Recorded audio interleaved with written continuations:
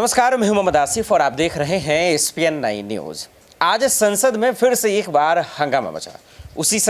उसी मुद्दे पर जिस मुद्दे पर राष्ट्रपति द्रौपदी मुर्मू के साथ साथ केंद्रीय मंत्री स्मृति ईरानी और सोनिया गांधी के बीच घमासान मचा। दरअसल दोपहर 2 बजे तक तो जो है हमारा आपने देखा कि बहस हो ही नहीं पाया, स्थगित करना पड़ा क्योंकि विपक्ष ने हंगामा मचा दिया था। दरअसल वो मुद्दा था खैर अडानी का, लेकिन आज हम द्रौपदी मुर्मू जी के बयान पे बातचीत करने वाले हैं और वो इसलिए क्योंकि द्रौपदी मुर्मू जी ने जो अपने अभिभाषण में बातचीत की, आखिर कांग्रेस अब तक उन पर आग बबूला क्यों है, कांग्रेस उनके फैसले का विरोध क्यों कर रहा है, कांग्रेस उनके ऐलान का विरोध क्यों कर रहा है।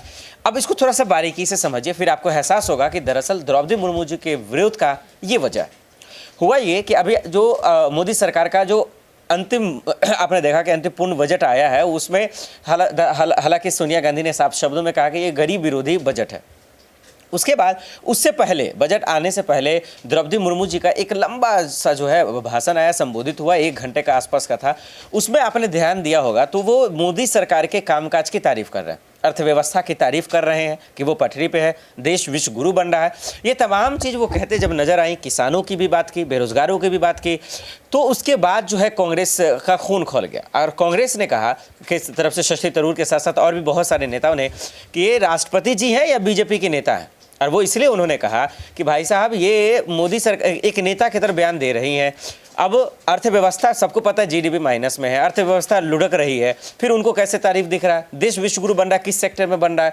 तो एक वक्त में लगता है कि विपक्ष का जो सवाल है वो सही है, लेकिन जब देश की राष्ट्रपति द्रौपदी मुर्मू जी की बात आती है, राष्ट्रपति की बात आती है, फिर समझ में आता है कि भाई विपक्ष इस पर राजनीति क्यों कर रहा है।